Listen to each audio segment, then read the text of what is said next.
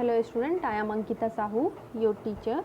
तो देखिए, जो मैंने आप लोग के साथ लास्ट वीडियो शेयर की थी उसमें प्लेटो के बारे में बताया था, प्लेटो से स्टार्टिंग की थी। ये जो महान दार्शनिक हैं प्लेटो, तो इनके बारे में मैंने एक क्वेट बताया था, आप लोग को लाइंस बताई थी कि प्लेटो इज़ फिलॉसफी, फिलॉसफी इज़ प्लेटो। मतलब प्लेटो जो है वो दर्शन है और दर्शन ही प्लेटो है। तो प्लेटो के बारे में इतना कुछ हमें जानने को जो है पढ़ने को मिलेगा आगे भी। अभी जो मैंने लास्ट वीडियो शेयर की थी उसमें तो आप लोगों ने पढ़ा भी, और इस वीडियो में भी हम प्लेटो के बारे में ही डिस्कस करेंगे, और नेक्स्ट वीडियो जो होगी वो भी हम प्लेटो के बारे में ही पढ़ेंगे। तो जो प्लेटो का क्षेत्र है वो बहुत विशाल है, उनका जो भंडार है, जो उनका स्टोरिंग किया हुआ उनका जो नॉलेज है, जो अपनी बातें कही हुई, मत कहे हुए हैं, वो बहुत अच्छे दिए हुए हैं विचार उन्होंने, और उनका जो भंडार है वो काफ़ी विस्तृत है, विशाल क्षेत्र है उनका। तो अभी मैं प्लेटो के बारे में आगे भी बताऊंगी कि प्लेटो ने अपने कौन कौन से सिद्धांत दिए हैं सौंदर्य के बारे में और क्या क्या बातें उन्होंने कही हैं। तो चलिए देखते हैं क्या है इस वीडियो में। प्लेटो के अनुसार, तो प्लेटो का ये क्वेट है या फिर प्लेटो की लाइंस हैं, तो देखते हैं। प्लेटो के अनुसार विचार या प्रत्यय स्थायी तत्व हैं, यह अपरिवर्तित स्थायी हैं, विशेष उसकी छवियां हैं, प्रतिछाया हैं। जैसे घोड़ा एक विचार या प्रत्यय है, संसार में अनेक घोड़े हैं, काला भूरा बड़ा छोटा, यह सब उस मूल विचार की छायाएं हैं, यह नासवान है। प्रत्येक घोड़ा शाश्वत है। इसी प्रकार कहा जा सकता है कि संसार की सारी सुंदर वस्तुएं या व्यक्ति सौंदर्य नहीं हैं, वे सभी सौंदर्य की छवियां हैं। यह दर्पण है जिनमें सुंदर दिखाई पड़ता है, जो यह प्रतिबिंब होता है। देखिए, प्लेटो मानते हैं कि जो हमारा विचार है, जो हम सोचते हैं या फिर जो हमारा प्रत्यय है वह स्थायी है, मतलब वो रहना ही रहना है। जो हम सोचते हैं, जो हम विचार करते हैं वो स्थायी है, वो जो है उसमें कोई परिवर्तन नहीं होना है, तो वो एक तरह से स्थायी है। तो यह अपरिवर्तित स्थायी है, मतलब इसमें कोई परिवर्तन नहीं होता है, वो अपरिवर्तित है। विशेष उसकी प्रतिछाया है, तो जो उसकी विशेषता है वो उसकी प्रतिछाया है, मतलब जो मूल चीज़ें हैं वो विचार हैं, और जो उसकी विशेषता है वो क्या है, प्रतिछाया, मतलब फोटोकॉपी है उसकी। जैसे घोड़ा एक विचार या प्रत्यय है, जैसे मान लीजिए कि सोचा आपने, आपका विचार एक घोड़ा है, घोड़ा एग्जाम्पल लिया है यहाँ पे, तो जो आपने सोचा वो एक घोड़ा है, विचार है घोड़ा। संसार में अनेक घोड़े हैं, काला भूरा बड़ा छोटा, ये सब उसका मूल विचार की छायाएं हैं। तो देखिए, घोड़ा जो है वो आपका मूल है, मुख्य है, जो आपने सोचा वो आपका विचार क्या है, घोड़ा है। लेकिन घोड़ा के बहुत सारे कॉपी हैं, वो काला भी हो सकता है, वो भूरा भी हो सकता है, उसके साइज़ भी अलग हो सकते हैं, बड़ा भी हो सकता है, छोटा भी हो सकता है, लेकिन जो मूल चीज़ है वो क्या है, आपकी विचार क्या है, वो घोड़ा है। तो मूल विचार की छायाएं हैं ये सब, क्या, ये काला भूरा छोटा बड़ा, ये सब जो मूल चीज़ें हैं उसकी छायाएं हैं, उनकी कॉपी हैं, और यह नाशवान है। नाशवान मतलब ये इनको कभी ना कभी नष्ट हो जाना है, लेकिन जो आपका विचार है वो जो है, प्रत्येक घोड़ा जो है वो शाश्वत है, मतलब जो आपने सोचा हुआ है वो कभी नहीं मरने वाला है, वो जो है नाश्वर नहीं है, नाशवान नहीं है। इसी प्रकार कहा जा सकता है कि संसार की सारी सुंदर वस्तुएं या व्यक्ति सौंदर्य नहीं है, वे सौंदर्य की छवियां हैं, यह दर्पण है जिनमें सुंदर दिखाई पड़ता है, यह प्रतिबिंब होता है। तो देखिए, कहा गया है कि जो संसार की सारी वस्तुएं हैं वो सुंदर नहीं हो सकती, क्योंकि वो उसकी प्रतिछाया है, मतलब जो आपका विचार है किसी को लेके वो वही सुंदर है, उसके जो प्रतिछाया है, जो फोटोकॉपी हैं वो नासवान है, वो एक दिन नष्ट हो जानी है। लेकिन आपके जो मूल है, जैसे मान लीजिए आपकी कोई कॉपी करता है या फिर कुछ भी, लेकिन जो आपके पास है वो आपके पास ही रहेगा, कॉपी वाले का अलग से पता चलेगा कि हाँ इसने कॉपी किया है। तो जो आपके अंदर, जो आपके बारे में विचार करता है वो स्थायी होता है, वो नाशवान नहीं होता है। तो जो फोटोकॉपी होती है वो कभी ना कभी नष्ट हो जानी है। तो यह एक दर्पण है, मतलब वो एक शीशे की तरह होती है। शीशे में जैसे हम अपनी प्रतिछाया देखते हैं सामने खड़े होकर, लेकिन हम मूल होते हैं, और जो शीशे में सेम दिखते हैं लेकिन वो हमारी प्रतिछाया होती है, जिनमें सुंदर दिखाई पड़ता है या प्रतिबिंब होता है, जिनमें हम सुंदर दिखाई पड़ते हैं, जैसे हम सुंदर होते हैं वैसे ही दिखाई पड़ते हैं, लेकिन वह सिर्फ हमारी प्रतिछाया होती है, मतलब वो सिर्फ हमारी एक तरह से फोटोकॉपी होती है। हम होते हैं मूल, या फिर जो विचार है, यहाँ पे विचार माना गया है मूल चीज को, या प्रत्यय माना गया है, वो स्थायी होता है। तो नेक्स्ट देखते हैं, प्लेटो के अनुसार सौंदर्य क्या है। अब प्लेटो के अनुसार देखते हैं कि सौंदर्य क्या है। प्लेटो ने अभी तक भी सौंदर्य के बारे में ही बताया हुआ है, लेकिन अब ये जो है एक बार फिर से प्लेटो के बारे में देखते हैं कि प्लेटो के अनुसार सुंदरता किसको बताई गई है। प्लेटो के अनुसार सुंदर परम है, पूर्ण और सुंदर होने के लिए अच्छा नैतिक भी होना आवश्यक है। देखिए प्लेटो ने जो बताया है वो किसको, परम को, मतलब जो अल्टीमेट चीज़ें होती हैं उनको सुंदर बताया है, परम को सुंदर बताया है। पूर्ण और सुंदर होने के लिए, मतलब पूरी तरह से सुंदर होने के लिए उसमें अच्छा नैतिक होना आवश्यक है। मतलब आपके गुण अच्छे होने चाहिए, आपका मोरल अच्छा होना चाहिए। आप ऊपर से कैसे दिखते हो वो मायने नहीं रखता, आपके गुण जो हैं वो मायने रखते हैं। सुंदर वस्तुएं अनेक हो सकती हैं, परम सौंदर्य एक है, वह भिन्न भिन्न वस्तुओं में होता है। तो देखिए सुंदर वस्तुएं तो बहुत सारी हो सकती हैं, परम सौंदर्य एक है। मतलब देखिए इसका क्या मतलब है कि सुंदर चीज़ें, मतलब मान लीजिए सुंदर व्यक्ति तो बहुत सारे होते हैं, लेकिन सबका नैतिक तो अच्छा होता नहीं है ना। तो इसीलिए उन्होंने बोला है कि सौंदर्य एक है, परम है, वह जो अल्टीमेट होता है वही सुंदर माना जाता है। वह भिन्न भिन्न वस्तुओं में होता है। तो वो अलग अलग वस्तुओं में हो सकता है, वो कोई भी वस्तु हो सकती है, व्यक्ति से लेके कोई कुर्सी तक हो सकती है। तो अब आगे देखते हैं, सभी वस्तुओं की सुंदरता समान भी नहीं होती, किसी में अधिक किसी में कम हो सकती है। देखिए जैसे मान लीजिए कोई चीज़ आप लेके आते हैं घर, या कोई कपड़े भी लेके आते हैं, तो एक आपको बहुत पसंद होता है, दूसरा थोड़ा सा आपको कम पसंद होता है। तो सब में अलग अलग सुंदरता होती है, किसी में थोड़ा ज़्यादा होती है, किसी में थोड़ा कम होती है। या फिर मान लीजिए आपको कोई डिश बहुत ज़्यादा पसंद है, या फिर कोई डेली रूटीन पे आप खाते हैं, जैसे दाल चावल आप डेली रूटीन पे खाते हैं, फिर भी आप बहुत मतलब खा के उसको बोर नहीं होते हैं, तो ये जो है वो भी अच्छा है। लेकिन जो आप कभी कभी खाते हैं वो भी अच्छा है, लेकिन अपनी अपनी जगह पे वो अच्छे हैं कि हाँ हमें क्या चीज़ फ़ायदेमंद है, क्या चीज़ जो है फ़ायदा कर रही है। तो इसीलिए कहा गया है कि सुंदरता तो सब में होती है, गुण तो सब में होते हैं, लेकिन किसी में कम होते हैं, किसी में ज़्यादा होते हैं। तो ये नहीं कहा जा सकता है कि संसार की सारी वस्तुएं जो है वो सुंदर नहीं है या सुंदर है। सब में कुछ ना कुछ गुण होते हैं, कुछ ना कुछ सौंदर्यता सब में होती ही है। जिस वस्तु व्यक्ति में जितना अधिक सौंदर्य का अंश होता है वह उतना ही सुंदर लगेगा, सत्य होगा और कल्याणकारी भी होगा।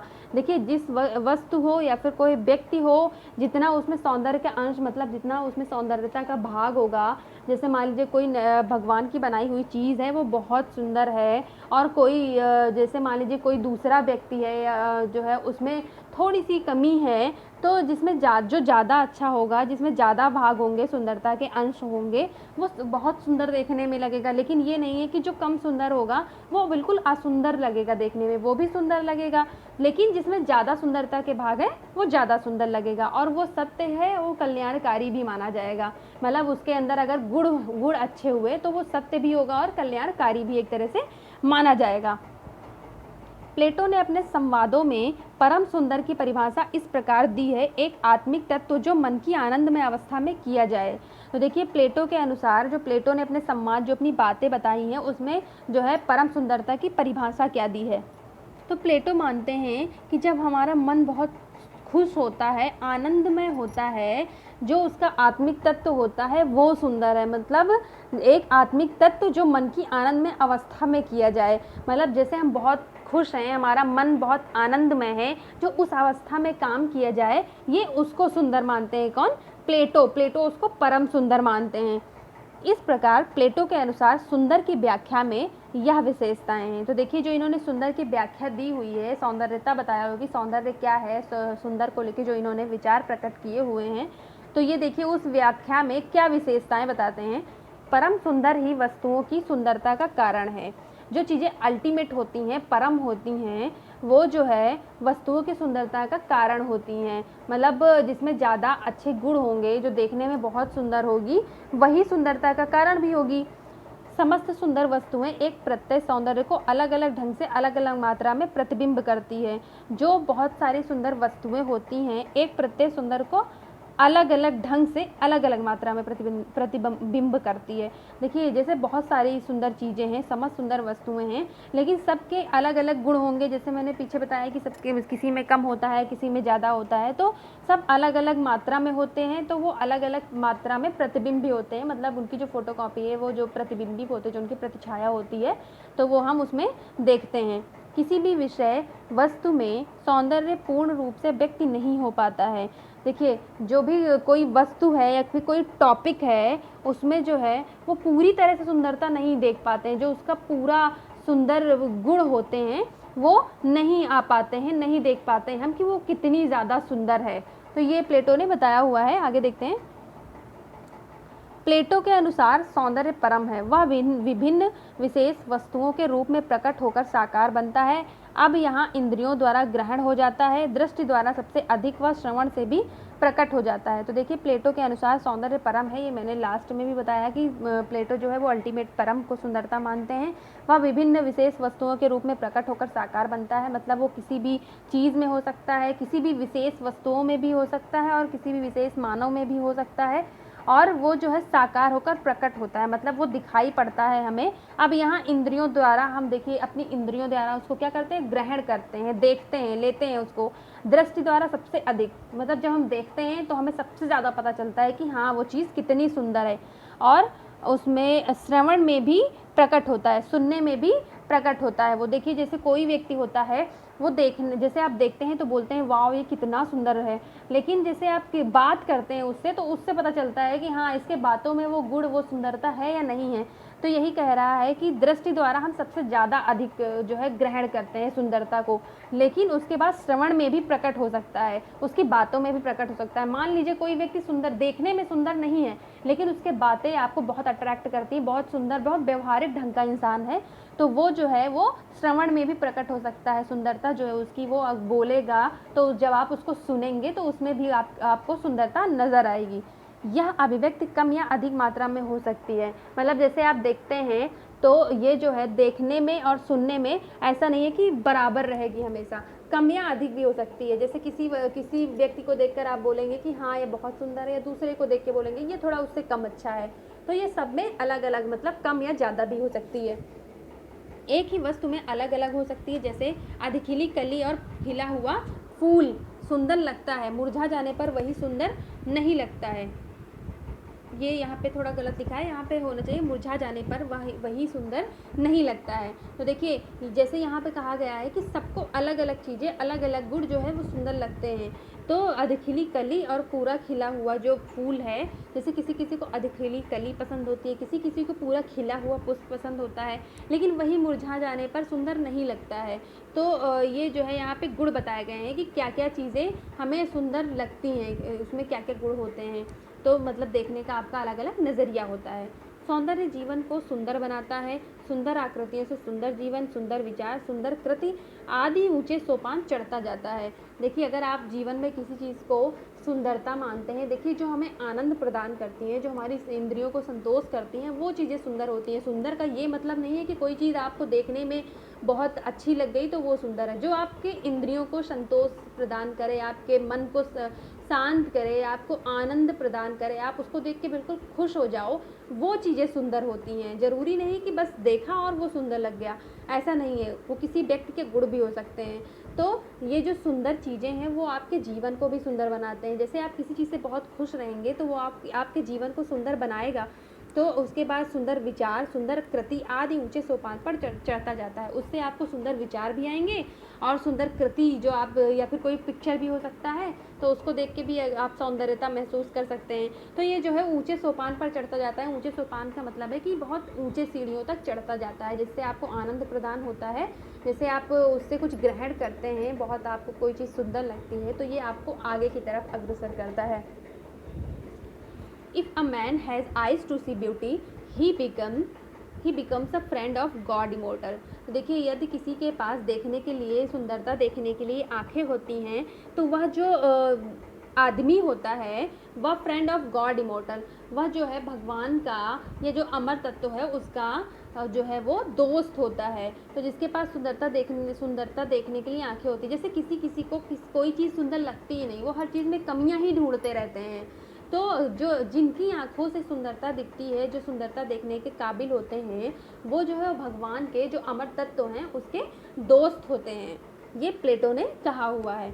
अब देखते हैं सुंदरता के गुण प्लेटो ने क्या बताए हैं। सुंदरता के गुण, प्लेटो शारीरिक भौतिक सौंदर्य को स्वीकार करते हैं। भौतिक सौंदर्य में दो गुण आवश्यक हैं, संतुलन और उपयोगिता। देखिए प्लेटो ने दो तरह के गुण बताए हुए हैं। भौतिक सौंदर्य को वो स्वीकार करते हैं, जो फिजिकल ब्यूटी है उसको स्वीकार करते हैं, और उसमें दो गुण बताए हुए हैं कि संतुलन और उपयोगिता, मतलब उसमें बैलेंसिंग होनी चाहिए और वो चीज़ें यूज़फुल होनी चाहिए, तो ये जो है वो भौतिक सुंदरता के 2 गुण बताए हैं प्लेटो ने। दृष्टि और श्रवण द्वारा सुंदरता का रसपान किया जा सकता है। देखिए ये पीछे भी बताया था मैंने कि किसी चीज़ को आप देख के सबसे ज़्यादा उसको जो है आप पता लगा सकते हैं कि ये चीज़ कितनी ज़्यादा सुंदर है। उसके बाद सुन के भी आप पता लगा सकते हैं कि वो कितनी ज़्यादा सुंदर है। तो ये कह रहा है कि रसपान मतलब उसको आपको देख के शांति महसूस हो सकती है, खुशी महसूस हो सकती है। तो देख के और सुनकर, तो मतलब दृष्टि और श्रवण द्वारा सुंदरता का रसपान किया जा सकता है। यहाँ आकर रंग, ताल आदि की शुद्धता महत्वपूर्ण होती है। सबसे सुंदर वस्तु वह है जो देखने में आकर्षक हो, इंद्रियों को सुखद अनुभव दे। देखिए मैंने बताया कि जो चीज़ आप देखते हैं जब तक वो आपके इंद्रियों को संतोष नहीं प्रदान करेगी या आपके मन को आनंदमय नहीं बना देगी तो वो चीज़ें सुंदर नहीं लगेंगी। तो यही कह रहा है कि वो आकार, रंग, ताल की शुद्धता महत्वपूर्ण होती है। मतलब उसमें जो है जो उसके गुण होंगे, रंग ताल होंगे, वो बहुत महत्वपूर्णता रखते हैं। और सबसे सुंदर वस्तु वह है जो देखने में आकर्षक ही इंद्रियों को सुखद अनुभव दे। मतलब देखने में तो आकर्षक हो ही और इंद्रियों को भी वो सुखद मतलब बहुत ही खुशी महसूस कराए, वो चीज़ें सुंदर होती हैं। तो चलिए सुंदरता के गुण मैं आप लोगों को कुछ थोड़े से आगे भी बताऊंगी नेक्स्ट वीडियो में। तो आज का ये वीडियो यहीं पे ख़त्म करती हूँ। प्लेटो अभी आप पढ़ेंगे क्योंकि जो है इनके बारे में बहुत सारी जानकारी है जो प्राप्त हुई है, जो देखने को मिलती हुई है। तो हम प्लेटो के बारे में भी आगे और पढ़ेंगे। तो चलिए इससे रिलेटेड कोई भी कन्फ्यूज़न हो, कोई भी क्वेश्चन हो तो मुझे मैसेज करें। Thank you.